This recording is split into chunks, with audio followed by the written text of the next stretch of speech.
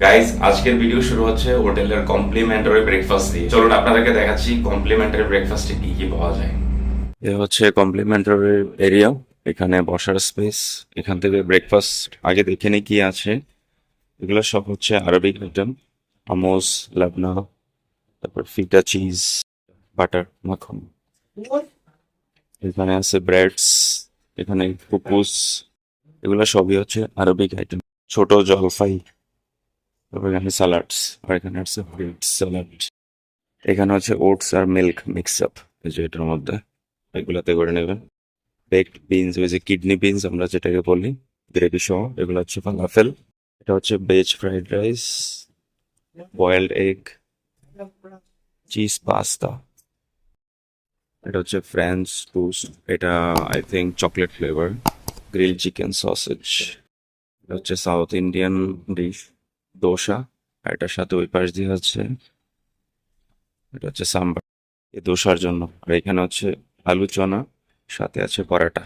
পরাটা প্রায় শেষ। এগুলো কর্নফ্লেক্স, ওয়াটার, আর এটা মনে হয় জুস। এটা হচ্ছে ওয়াটার। আর এখানে টি কফি।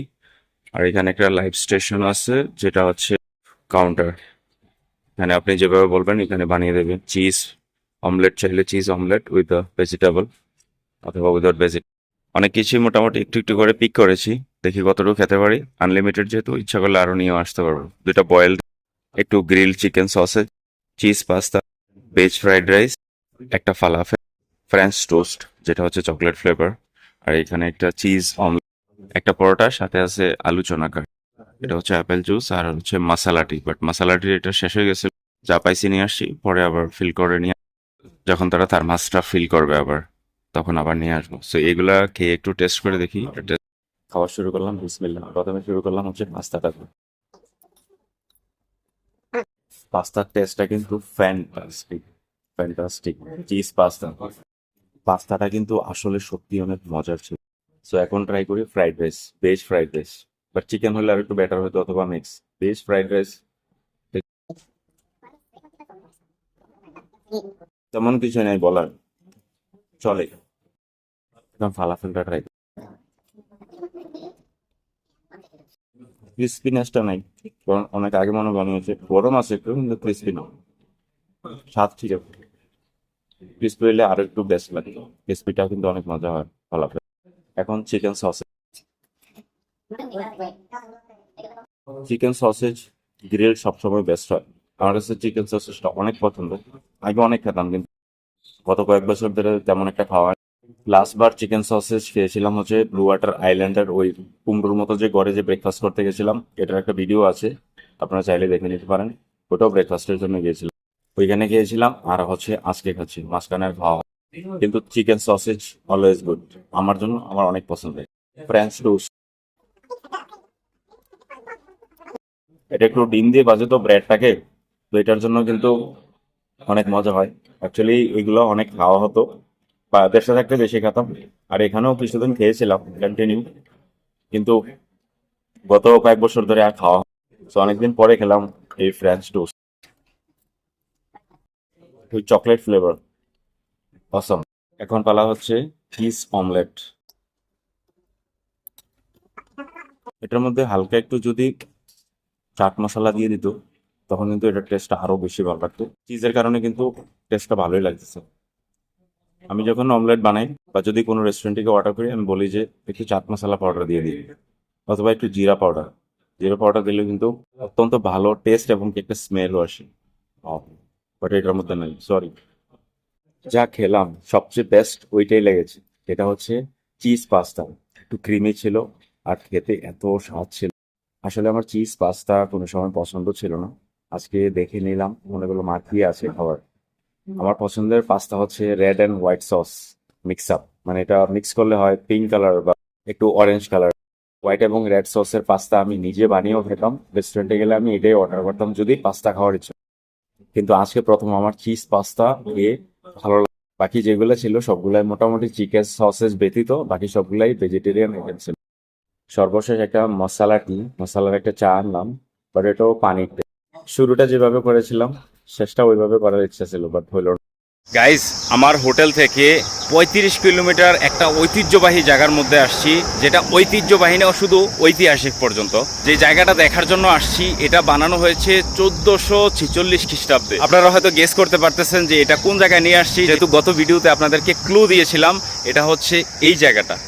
এটা একটা মসজিদ, যেটা বানানো হয়েছে 1446 খ্রিস্টাব্দে। আর সবচেয়ে মজার ব্যাপার হচ্ছে এই মসজিদে একজন সাহাবী নামাজ পড়তো, কিন্তু কোন সাহাবী এটার এক্স্যাক্টলি আমি কোনো ইনফরমেশন পাই নাই। তবে চিন্তা করে দেখেন, 1446 খ্রিস্টাব্দে বানানো এই মসজিদ এখনও পর্যন্ত আগের মতোই রয়েছে। এই মসজিদটা বানানোতে ব্যবহার করা হয়েছে মাটি এবং কি এখানকার স্থানীয় পাথর। এত 100 বছর পুরনো এই মসজিদটা এখন পর্যন্ত দাঁড়িয়ে আছে। আপনাদেরকে এখন আমি ভিতরের অংশটা দেখাবো, তারপরে যাব হচ্ছে ওই প্লেসটাতে। ওই জায়গাটাতে পৌঁছতে কিন্তু এই ছোট পাহাড়টাকে বেয়ে তারপরে উঠতে হবে।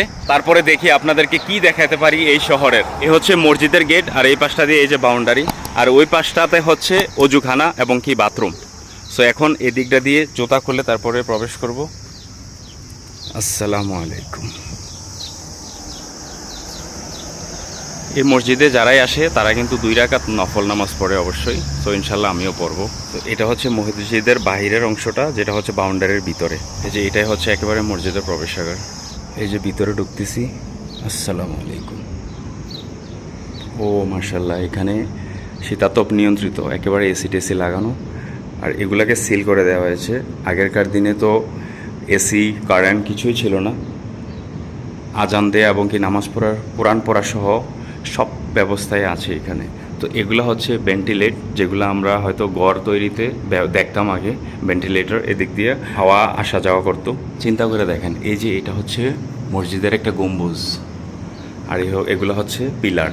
মানে কতটুকু টেকনিক ইউজ করেছে ওই সময়কার, আর এগুলা এখনও এত মজবুত, আনবিলিভেবল। এগুলো কিন্তু আসলে লাইট হারিকেনের ভিতরে, আগেরকার দিনের এই যে ল্যাম্প বা হারিকেন, এই হারিকেনের ভিতরে তারা নতুন প্রযুক্তির লাইট স্থাপন করেছে।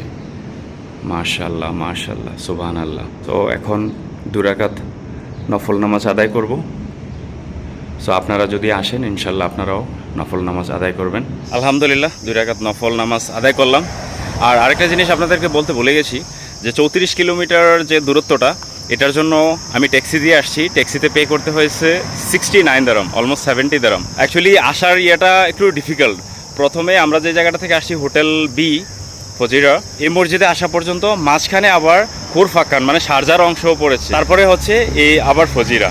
তো এখন আবার এই উপরে এই জায়গাটা ভিজিট করব। ভিজিট করে আবার যাব হচ্ছে একটা আইল্যান্ডের দিকে, যেটার নাম হচ্ছে স্নুপি আইল্যান্ড। সো আগে এই জায়গাটাতে ভিজিট করি, কিন্তু এই জায়গাটাতে যাওয়াটা কিন্তু এতটা ইজি না। বড় বড় পাথর দিয়ে এই যে দেখেন সিঁড়ির মতো বানিয়েছে। এই যে পাথরগুলো দেখতেছেন, এগুলা কিন্তু স্থানীয়। এই মাউন্টেনগুলাকে বলা হয় হাজার মাউন্টেন, আবার এগুলাকে রোমান্টিক হাজার মাউন্টেনও বলা হয়। সো এই যে এখন আরেকটু বাকি আছে, এইটাতে যাচ্ছি। এগুলাকে মূলত ফোর্ট বলা হয় বা কেল্লা, যেটা বাংলা ভাষায়। সো এটা এদিকে তালা লাগানো, এখানে ঢোকাটা এখন ইম্পসিবল। এখন আর এগুলাতে সবসময় অ্যালাউ করে না, আর বিশেষ করে গরমকাল তো লোক সমাগম কমের কারণে হয়তো এগুলা বন্ধ আছে। এই যে দেখেন, এই পাশে হচ্ছে সমুদ্র, আর এই পাশটাতে হচ্ছে সেই বিশাল বিশাল পাহাড়।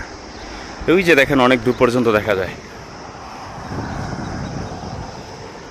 পাহাড়ের এই পাশটাতে দেখেন এই যে খেজুর গাছ, অনেকগুলা খেজুর গাছ, ওই যে ওই পাশ থেকে।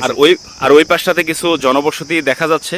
এই যে আপনারা একটু খেয়াল করে দেখেন, যে ছোট ছোট আকারের বিল্ডিংস, ওইগুলা হয়তো পাম গাছ।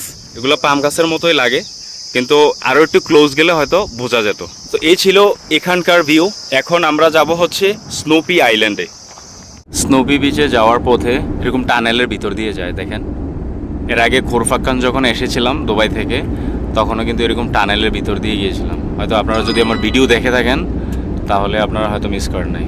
আর যদি মিস করে থাকেন, তাহলে এবার দেখে নিন, এবং কি আমার আগের ভিডিওগুলোও দেখে নিন। খোরফাক্কানের ভিডিওগুলোতেও কিন্তু খোরফাক্কানের অনেক সুন্দর সুন্দর প্লেস আমি তুলে ধরেছি। এই যে এখানে শেষ।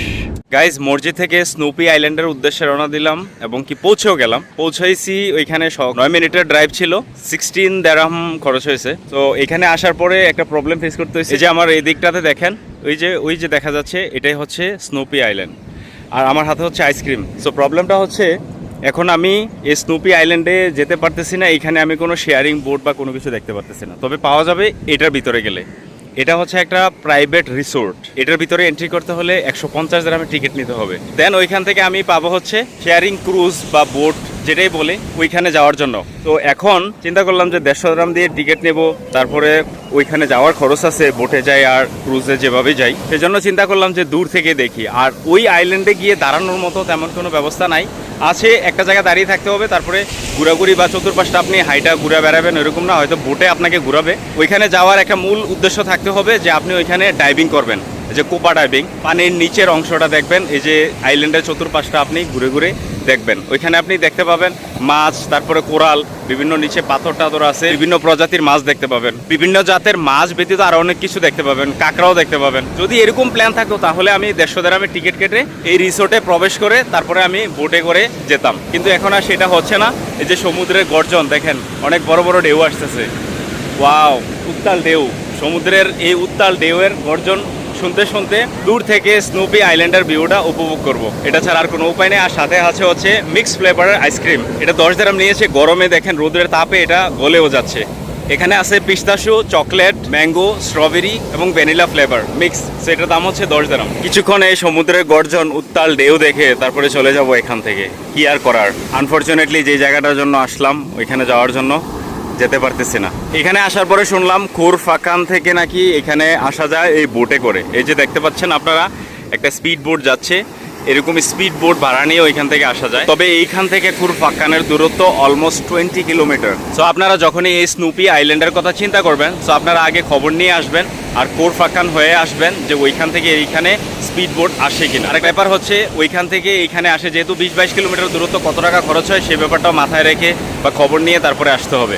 এই যে এদিক দিয়ে হচ্ছে সমুদ্রের উত্তাল ঢেউ আর এই পাশে হচ্ছে পাহাড়। এই যে দেখতে পাচ্ছেন আমার পেছনে হচ্ছে পাহাড়। সো এই ভিডিওটা এখানে শেষ করতে হচ্ছে। আই লাভ ট্রাভেলকে সাবস্ক্রাইব করে সাথেই থাকবেন, কমেন্টসের মাধ্যমে জানাবেন আমার ভিডিও কেমন হচ্ছে, লাইক দিতে বলবেন না, বন্ধুদের সাথে শেয়ার করতে বলবেন না। দেখা হচ্ছে নেক্সট ভিডিওতে ফজিরার কোনো স্পেশাল প্লেসে। সো ততক্ষণ পর্যন্ত ভালো থাকবেন, আল্লাহ হাফেজ।